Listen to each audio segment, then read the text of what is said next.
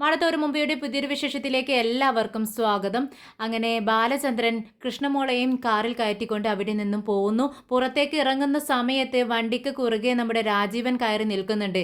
എന്നാൽ രാജീവനെ ഇടിച്ച് തെറിപ്പിക്കുന്നത് പോലെയാണ് ബാലചന്ദ്രൻ കാറും കൊണ്ട് പുറത്തേക്ക് ഇറങ്ങുന്നത്. കുറച്ച് സമയത്തേക്ക് ഇത് കണ്ടുകൊണ്ട് തന്നെ നമ്മുടെ വൈജയന്തി ആകെ സ്റ്റക്കായി നിൽക്കുവാണ്. അവർ പോയി കഴിഞ്ഞതും വൈജയന്തി ഓടി രാജീവിൻ്റെ അടുത്തേക്ക് വരുന്നുണ്ട്. രാജീവേട്ടാ, ഇനി എന്ത് ചെയ്യും? എൻ്റെ കൃഷ്ണമോളെയും കൊണ്ടല്ലേ അവർ പോയിരിക്കുന്നത്. ഒന്ന് പിറകെ ചെല്ല്, ഒന്ന് അന്വേഷിക്ക്. എടാ ഹരി, എടാ രോഹിത്തെ, ചെല്ലടാ, ചെന്ന് നോക്ക് എന്ന് പറയുകയാണ്. എന്നാൽ രാജീവ് പറയുന്നുണ്ട്, ചേച്ചി എന്തിനാ ഇങ്ങനെ പേടിക്കുന്നത്? അവളെ അവളുടെ അച്ഛനല്ലേ കൊണ്ടുപോയിരിക്കുന്നത്, ആരും തട്ടിക്കൊണ്ടു പോയിരിക്കുന്നതല്ലല്ലോ, പേടിക്കേണ്ട ആവശ്യമില്ല എന്ന് പറയുന്നു. എന്നാലും വൈജയന്തി പറയുന്നുണ്ട്, എനിക്ക് പേടിയാവുന്നു, ആരെങ്കിലും ഒന്ന് ചെന്ന് നോക്ക് എന്ന് പറയുകയാണ്. ഉടനെ രാജീവൻ പറയുന്നുണ്ട്, എന്തായാലും കൃഷ്ണമോള് അയാളുടെ ഒപ്പം പോയത് നന്നായി. എന്തായാലും അവിടെ നടക്കുന്ന കാര്യങ്ങൾ നമുക്ക് അറിയാൻ പറ്റുമല്ലോ. നീ പോണ വഴിക്ക് അവളെയും കയറ്റിക്കൊണ്ടങ്ങനെ അലീനയും കയറ്റിക്കൊണ്ടങ്ങാനും പോവോ രാജീവേട്ട?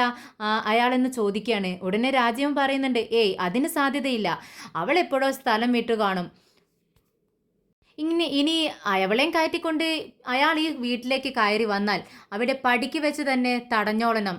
അപ്പോൾ അത് കണ്ട നാട്ടുകാരും ഓടി കൂടിക്കൊള്ളും. ഇത് കേട്ടതും വൈജയന്തി പറയുന്നുണ്ട്, അത് ശരിയാ, ഒരു നാട്ടുകാരും പറയത്തില്ല വീട്ടിലെ ഭാര്യ ഇറക്കിവിട്ട വേലക്കാരിയെ തിരിച്ച് വീട്ടിലോട്ട് കയറ്റാൻ.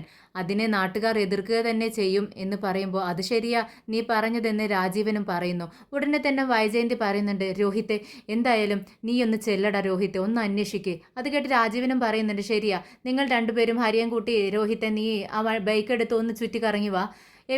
അയാൾ എങ്ങോട്ടാണ് പോയതെന്ന് അറിയണമല്ലോ. അങ്ങനെ രോഹിത്ത് പെട്ടെന്ന് ചെന്ന് ബൈക്ക് എടുത്തുകൊണ്ട് ഹരിയം കൂട്ടിക്കൊണ്ട് തിരയാനായി ഇറങ്ങുന്നുണ്ട്. ബാലചന്ദ്രനാണെങ്കിൽ നല്ല സ്പീഡിൽ വണ്ടി ഓടിച്ചുകൊണ്ടിരിക്കുകയാണ്. ഇത് കണ്ട് ആകെ ഭയന്നുകൊണ്ട് കൃഷ്ണമോള് പറയുന്നുണ്ട്, അച്ഛാ വണ്ടി നിർത്ത അച്ഛാ, നമുക്ക് തിരിച്ചു പോകാം അച്ഛാ, വണ്ടി നിർത്ത എന്ന് പറയുന്നുണ്ട്. ഇതൊന്നും ബാലചന്ദ്രൻ കേൾക്കുന്നില്ല. വീണ്ടും വീണ്ടും നമ്മുടെ കൃഷ്ണമോൾ ഇങ്ങനെ ആവശ്യപ്പെട്ടുകൊണ്ടിരിക്കുക വണ്ടി നിർത്താൻ പറഞ്ഞുകൊണ്ട്.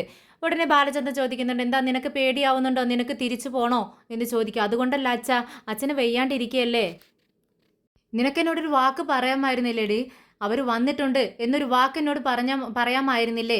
നീയും അതിന് കൂട്ടുനിന്നുവല്ലേ? അവരെല്ലാവരും കൂടി അലീനയെ പിടിച്ചു തള്ളുന്നത് കണ്ടുകൊണ്ട് നീ തന്നില്ലേ? നീ എതിർത്തില്ലല്ലോ എന്ന് ചോദിക്കുമ്പോൾ, ഇല്ല അച്ഛാ, ഞാനൊന്നും ചെയ്തില്ല അച്ഛാ. ഒരു പാവം പെൺകൊച്ചിനെ വീട്ടിൽ നിന്നും ഇറക്കി വിടുമ്പോൾ അതൊരു അനീതിയാണെന്ന് നിനക്കറിയാവുന്നതല്ലേ?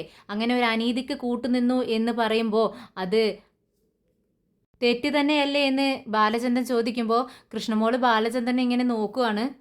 നിന്നെ ഒരു കുഞ്ഞനുജത്തെ പോലെ നോക്കിയവളല്ലേ അനീന, എന്നിട്ടും നിനക്കൊരു മനസ്സലിവുണ്ടായില്ലല്ലോ എന്ന് ബാലചന്ദ്രൻ ചോദിക്കുമ്പോൾ വളരെ സങ്കടത്തോടു കൂടി കൃഷ്ണമോൾ ഇങ്ങനെ ബാലചന്ദ്രനെ നോക്കുന്നുണ്ട്. പിന്നീട് ബാലചന്ദ്രൻ ഒരു റോഡിൻ്റെ സൈഡിലേക്ക് വണ്ടി അങ്ങ് ഒതുക്കിയിടുന്നുണ്ട്. നിനക്ക് ഇറങ്ങണോ എന്ന് ചോദിക്കുമ്പോൾ വേണ്ട എന്ന് കൃഷ്ണമോൾ പറയുന്നു. പെട്ടെന്ന് ബാലചന്ദ്രൻ അവിടെ നിന്നും വണ്ടി എടുത്തുകൊണ്ട് മുന്നോട്ട് പോവുകയാണ്. പിന്നീട് കാർ കൊണ്ടുപോയി നിർത്തുന്നത് ബസ് സ്റ്റോപ്പിൽ ബസ് കാത്തു നിർത്തുന്ന അലീനയുടെ അടുത്താണ്. ബാലചന്ദ്രൻ കാറിൽ നിന്നും ഇറങ്ങി അലീനയുടെ അടുത്തേക്ക് ചെല്ലുന്നുണ്ട്. വണ്ടിയിൽ ചെന്ന് കയറുമെന്ന് പറയുമ്പോൾ ആകെ പേടിച്ച് വിറച്ച് നിൽക്കുകയാണ് അലീന. എന്നിട്ട് പറയുന്നുണ്ട്, വേണ്ട സാർ, വേണ്ട, ഞാൻ വരുന്നില്ല. ബാലചന്ദ്രൻ ഒരു കാര്യം നിന്നോട് പറഞ്ഞാൽ അത് നീ അനുസരിക്കണമെന്ന് പറയുമ്പോൾ വേണ്ട സാർ, ഞാൻ വരില്ല, ഇനി ഒരിക്കലും ഞാൻ ആ വീട്ടിലേക്ക് വരില്ല എന്ന് പറഞ്ഞ് പേടിച്ചിറുകി ഇങ്ങനെ നിൽക്കുകയാണ് അലീന. പെട്ടെന്ന് ബാലചന്ദ്രൻ അവളുടെ ബാഗ് എടുത്ത് തൻ്റെ കാറിലേക്ക് വെക്കുകയാണ്. പിറകെ ഓടി വരുന്നുണ്ട് അലീന. സാർ സാർ എന്ന് വിളിക്കുന്നുണ്ട്. സാർ സാർ പ്ലീസ് എന്ന് പറഞ്ഞ് പിറകെ വരുവാണ് അലീന. പക്ഷേ ബാലചന്ദ്രൻ വാ വണ്ടിയിലോട്ട് കയറെന്ന് പറയുമ്പോൾ വേണ്ട സാർ എന്ന് പറയുമ്പോൾ ഞാൻ നിന്നോട് പറയുന്നത് നീ അങ്ങ് അനുസരിച്ചാൽ മതി എന്ന് പറയുമ്പോൾ ബാലചന്ദ്രൻ്റെ മുഖം കാണുമ്പോൾ അലീനയ്ക്കാകെ പേടിയാവുകയാണ്. പെട്ടെന്ന് വണ്ടിയിലോട്ട് കയറുന്നുണ്ട്. കൃഷ്ണമോൾ ഇതെല്ലാം കണ്ടുകൊണ്ട് വണ്ടിയിൽ ഇരിക്കുന്നുണ്ട്. വൈജയന്തിയും രാജീവനും ആകെ ടെൻഷൻ അടിച്ച് നിൽക്കുകയാണ്, ഇവരെവിടെ പോയി എന്നറിയാതെ. അങ്ങനെ രാജീവൻ ഫോണെടുത്ത് ആർക്കൊക്കെയോ വിളിക്കുന്നുണ്ട്. വൈജയന്തി പുറത്തേക്ക് നോക്കി നിൽക്കുന്നത് കൊണ്ട് രാജീവൻ ചോദിക്കുന്നുണ്ട്, നീ എന്താ ഈ കണ്ണും നട്ട് നിൽക്കുന്നത്? എന്ത് നോക്കി നിൽക്കുക? അല്ല, അവരെ നോക്കി നിൽക്കുമായിരുന്നു, ഞാൻ കൃഷ്ണമോളുടെ കാര്യം പറയുന്നത്.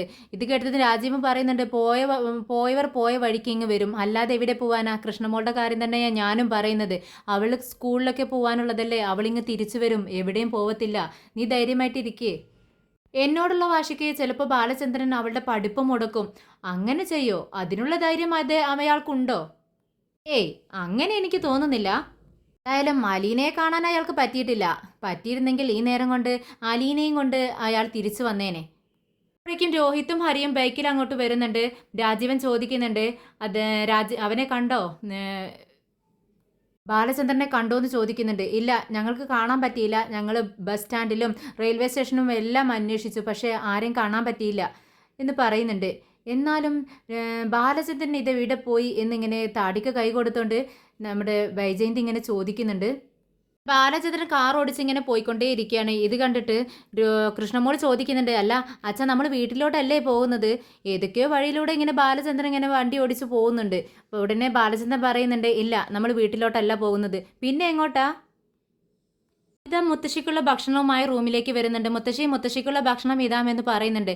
എവിടെയാ അലീന? കുറെ നേരമായി ഞാൻ വിളിക്കുന്നു, അവളെ ഇങ്ങോട്ട് വിളിക്കുക എന്ന് പറയുന്നു. ആഹാ, അപ്പം അതൊന്നും അറിഞ്ഞില്ലേ? അവളിവിടെ ഇല്ല. ഇവിടെ ഇല്ലെന്നോ?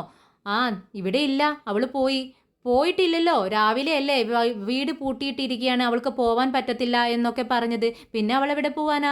ആഹാ, അപ്പം മുത്തശ്ശി അതൊന്നും അറിഞ്ഞില്ല. രാവിലെ മനുവേട്ടൻ വന്നു പോയതിന് ശേഷം രാജീവ് അങ്കിളും ഹരിയേട്ടനും വന്നു. എന്നിട്ട് എല്ലാവരും കൂടെ അവളെ ഈ റൂം മുതൽ ആ മുറ്റത്തെ പടി വരെ വലിച്ചിഴച്ചോണ്ട് പോയി. എന്നിട്ട് പുറത്തേക്ക് തള്ളി. എന്നിട്ട് അവളുടെ ബാഗും സാധനങ്ങളും എല്ലാം റോട്ടിലോട്ട് വലിച്ചെറിഞ്ഞു. ഇങ്ങനെയെല്ലാം സംഭവിച്ചവിടെ. എന്തിനാ അവൾ അങ്ങനെയൊക്കെ ചെയ്തത്? എന്തിനാ കുട്ടികളെ നിങ്ങൾ അങ്ങനെ ചെയ്തത് എന്ന് ചോദിക്കുകയാണ്. ഇത് കേട്ടതും ബബിത പറയുന്നുണ്ട്, അത് മാത്രമല്ല മുത്തശ്ശി, ദേ അച്ഛൻ അതറിഞ്ഞ് അച്ഛൻ അവളുടെ പിറകെ പോയിരിക്കുന്നു. കൃഷ്ണമോളും വണ്ടിയിൽ കയറി പോയിട്ടുണ്ട്. എന്തൊക്കെയാ ദൈവമേ ഇവിടെ നടന്നുകൊണ്ടിരിക്കുന്നത്? എന്തിനാ നിങ്ങൾ ഈ പൊട്ടത്തരമൊക്കെ ചെയ്യുന്നത്? അപ്പോൾ കൃഷ്ണമോളും പോയോ? ഇനി ആ ബാലചന്ദ്രൻ ചെന്ന് ആ ഹലീനയും കൊണ്ട് തിരിച്ചു വന്നു കഴിഞ്ഞാൽ നിങ്ങൾ എന്ത് ചെയ്യും? ഇത് കേട്ടത് ബബിത പറയുന്നുണ്ട്, ഇനി ആര് കൊണ്ടുവന്നാലും അവളിവിടെ കയറ്റത്തില്ല. അമ്മയുണ്ടല്ലോ, കുറ്റിച്ചൂല് കൊണ്ട് അവളുടെ മുഖത്തടിക്കും. എന്ത് ചെയ്യാനാ പൊന്നു മോളെ? നിന്റെ അച്ഛൻ വന്ന്, അച്ഛൻ്റെ വീടാണിവിടെ. അച്ഛൻ ഇവിടെ ആരെങ്കിലും കൊണ്ടുവന്നാൽ നിങ്ങൾക്ക് എന്തെങ്കിലും ചെയ്യാൻ പറ്റുമോ? ഉടനെ ബബിത പറയുന്നുണ്ട്, ഇല്ല, രാജീവേട്ടനും ഹരിയേട്ടനും രോഹിത്തേട്ടനും ഒക്കെ കാത്തു നിൽക്കുക. അവളെങ്ങാനും ഇവിടെ കയറി വന്നാലേ അടിച്ചിറക്കാൻ വേണ്ടി. ഉടനെ മുത്തശ്ശി പറയുന്നുണ്ട്, അങ്ങനെയൊന്നും ചെയ്യാൻ പറ്റത്തില്ല മോളെ. നിന്റെ അച്ഛനെ എതിർക്കാൻ ആരെ കൊണ്ടും പറ്റത്തില്ല. ഇത് അവൻ്റെ വീടാ. അവൻ്റെ വീട്ടിൽ കയറി നീ ആരെങ്കിലും ആക്രമിച്ചു എന്ന് പറഞ്ഞുകൊണ്ട് കേസ് കൊടുത്താലേ പോലീസുകാർ വന്നിട്ട് എല്ലാവരെയും അറസ്റ്റ് ചെയ്തുകൊണ്ട് പോകുമെന്ന് പറയുന്നുണ്ട്. ഉടനെ ബബിത പറയുന്നുണ്ട്, അങ്ങനെയൊന്നും ഉണ്ടാവത്തില്ല മുത്തശ്ശി. ഞാൻ ഉള്ളത് പറയാലോ കുഞ്ഞെ, ഇതൊന്നും കണ്ടിട്ട് എനിക്ക് അത്ര നല്ലതിനാണെന്ന് തോന്നുന്നില്ല. ഉടനെ തന്നെ ബബിത പറയുന്നുണ്ട്, മുത്തശ്ശിയുടെ കരുനാക്ക് വളക്കാതൊന്നും ഇരിക്കാവോ എന്നും പറഞ്ഞുകൊണ്ട് മുത്തശ്ശിയോട് ദേഷ്യപ്പെട്ട് അവൾ അങ്ങ് റൂമിൽ നിന്നും ഇറങ്ങി പോകുന്നുണ്ട്. മുത്തശ്ശിയാണെങ്കിൽ ആകെ ഇങ്ങനെ ആലോചിച്ച് ഇനി എന്ത് സംഭവിക്കും എന്നുള്ള മട്ടിൽ ഇങ്ങനെ കിടക്കുന്നുണ്ട്. ഹരിയും രാജയും കൂടി കമലത്തിൻ്റെ വീട്ടിലെത്തുന്നുണ്ട്. കമലം ഇവരുടെ വണ്ടി കണ്ടതും ഓടി വരുന്നുണ്ട്. എന്നിട്ട് ചോദിക്കുന്നുണ്ട്, ഇത് എത്ര നേരമായി പോയ കാര്യം വല്ലതും നടന്നോ എന്ന് ചിരിച്ചുകൊണ്ട് ചോദിക്കുന്നുണ്ട്. അവരുടെ ചോദ്യം കേട്ട് രാജീവനും ചിരിക്കുകയാണ്. ഞങ്ങൾ ഉദ്ദേശിച്ച കാര്യം നടത്തിയിട്ട് തന്നെയാണ് വന്നിരിക്കുന്നതെന്ന് രാജീവൻ സന്തോഷത്തോടെ പറയുന്നുണ്ട്. ആണോ, അവളെ പുറത്താക്കിയോ? എങ്ങനെയായിരുന്നു സംഭവം? ഉടനെ തന്നെ രോഹിത് അങ്ങ് വിശദീകരിക്കാൻ തുടങ്ങി. അവളെ ഞങ്ങൾ ചെന്ന് ഡൈനിങ് റൂമിൽ നിന്ന് അങ്ങ് പിടിച്ചിറക്കി, ഞാനും ബബിതയും ആൻറ്റിയും കൂടി. എന്നിട്ട് വലിച്ചിഴച്ച മുറ്റത്തേക്ക് അങ്ങ് കൊണ്ടുപോയി. അവൾ എതിർത്തില്ലെന്ന് ചോദിക്കുകയാണ് കമലം. ഇല്ല, കാര്യമായ എതിർപ്പുകളൊന്നും ഇല്ലാതെ അവൾ അങ്ങ് ശത്രു അങ്ങ് കീഴടങ്ങിയെന്ന് പറയാം എന്നിങ്ങനെ രാജീവനും പറയുവാണ്. അവൾ കരഞ്ഞ് ബഹളം വെച്ചില്ലേ? ഇല്ല അമ്മേ, അങ്ങനെയൊന്നും ഉണ്ടായില്ല. എന്നാൽ അവൾക്കിട്ട് 2 കൊടുത്തിട്ട് വിടാമായിരുന്നില്ലേ നിങ്ങൾക്ക്? അങ്ങനെയൊന്നും ചെയ്യാൻ പറ്റത്തില്ല ചേച്ചി. അതെ, റോഡല്ലേ, ജനങ്ങൾ കൂടിയിട്ടുണ്ടായിരുന്നു. അങ്ങനെ സ്ത്രീകളെ ഉപദ്രവിക്കാൻ പാടില്ലെന്നല്ലേ നമ്മുടെ നിയമം പറയുന്നത്. ആരെങ്കിലുമൊക്കെ വീഡിയോ എടുത്ത് സോഷ്യൽ മീഡിയയിൽ ഇട്ടാലേ പിന്നെ നമ്മൾ അതിൻ്റെ പിറകെ നടക്കേണ്ടി വരും. അതിപ്പോൾ ശരിയാ രാജീവേട്ടൻ പറയുന്നത്. അല്ല, അവളിനി അവിടെ എങ്ങാനും ചുറ്റിപ്പറ്റി നിൽപ്പുണ്ടാവുമോ എന്ന് കമലൻ ചോദിക്കുകയാണ്. ഉടനെ തന്നെ ഹരി പറയുന്നുണ്ട്, ഇല്ല അമ്മേ, അവൾ അവിടെ നിന്ന് സ്ഥലം വിട്ടു. നമ്മുടെ രോഹിത് ബാഗെല്ലാം പെറുക്കിക്കൊണ്ട് പുറത്തേക്ക് എറിഞ്ഞതല്ലേ, അതെല്ലാം എടുത്തുകൊണ്ട് അവൾ പോയി അമ്മേ. എന്തായാലും ഇങ്ങനെ വേണം ആണുങ്ങളായാൽ എന്ന് പറയുകയാണ് കമലം. പക്ഷെ ബാലചന്ദ്രൻ ദേഷ്യപ്പെട്ട് പിറകെ പോയിട്ടുണ്ട്. എന്ത് ബാലചന്ദ്രൻ അവളുടെ പിറകെ പോയോ? ഇനി അവളെയും കൂട്ടിക്കൊണ്ടാണെങ്ങാനും ഇങ്ങോട്ട് വരുമോ? അതിന് സാധ്യതയില്ല. ഇത്രയും നേരമായിട്ടും എത്തിയിട്ടില്ല. പക്ഷേ അയാൾ അവളുടെ കൂടെ പോയിട്ടുണ്ട്. കൂടെ കൃഷ്ണമോളും ഉണ്ട്. അതെന്തായാലും നന്നായി. അവിടെ നടക്കുന്ന കാര്യങ്ങളൊക്കെ അറിയാവല്ലോ. അല്ല, അപ്പോൾ അവളെ നിങ്ങൾ പുറത്താക്കിയത് ഈ ബാലചന്ദ്രൻ അറിയാതെയാണോ? അറിയാതെ എന്ന് പറഞ്ഞാൽ അയാളോട് പ്രത്യേകിച്ചൊന്നും പറഞ്ഞില്ല. അയാൾ ഇങ്ങനെ ടെൻഷൻ ആവണ്ടെന്ന് വിചാരിച്ചു. അപ്പോഴേക്കും എങ്ങനെ അറിഞ്ഞ് പുറത്തേക്ക് ഇറങ്ങി വന്നതാ. അപ്പോഴേക്കും ഹരി പറയുന്നുണ്ട്, പോകുന്ന വഴിക്ക് നല്ല ദേഷ്യമുണ്ടെന്നാ തോന്നുന്നത്. നമ്മുടെ രാജീവ് അങ്കിളിനെ വണ്ടി ഇടിക്കാനൊക്കെ നോക്കി, തലനാരിഴക്കാൻ രക്ഷപ്പെട്ടതെന്ന് പറയുന്നുണ്ട് ഹരി.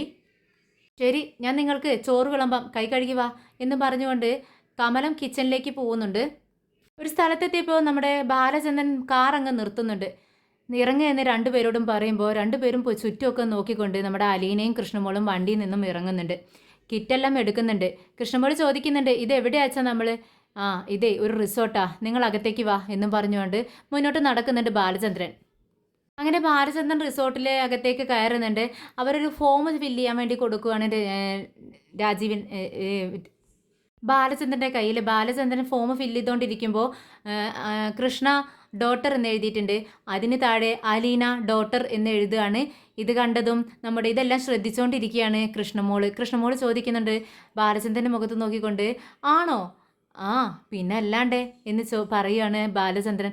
അപ്പോൾ കൃഷ്ണമോള് നമ്മുടെ അലീനയുടെ മുഖത്തേക്കൊന്ന് നോക്കുന്നുണ്ട്. അലീനയാണെങ്കിൽ ആകെ സങ്കടത്തിൽ ആകെ തകർന്ന് നിൽക്കുകയാണ്.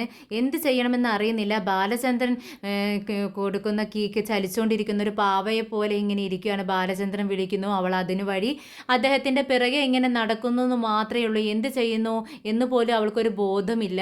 അങ്ങനെ ബാലചന്ദ്രൻ അകത്തേക്ക് ചെല്ലാൻ പറയുമ്പോൾ കൃഷ്ണമോളുടെ ബാലചന്ദ്രനെ പിറകെ ഇങ്ങനെ അലീന പോകുന്നുണ്ട്. എന്തൊക്കെയോ ചെയ്യുന്നു എന്ന് മാത്രമേ ഉള്ളൂ. അവൾ ഈ ലോകത്തേ അല്ല. അങ്ങനെ റൂമിലെത്തുന്നുണ്ട്. അലീന ബാഗും തൂക്കി വാതിലിനടുത്ത് തന്നെ ഇങ്ങനെ നിൽക്കുകയാണ്. ബാലചന്ദ്രൻ അലീനയെ നോക്കിക്കൊണ്ട് വിളിക്കുന്നുണ്ട്, അലീനെ നീ ഇങ്ങോട്ട് വാ. അലീന ബാഗ് അവിടെ വെച്ചുകൊണ്ട് ബാലചന്ദ്രൻ്റെ അടുത്തേക്ക് ചെല്ലുന്നുണ്ട്. ഇന്ന് രാവിലെ നമ്മുടെ വീട്ടിൽ വരച്ച സംഭവങ്ങളൊക്കെ മറക്കണമെന്ന് ഞാൻ പറയുന്നില്ല, പക്ഷേ എല്ലാം ചുരുട്ടിക്കൂട്ടി മനസ്സിൻ്റെ ഒരു കോണിൽ സൂക്ഷിച്ചു വെക്കുക.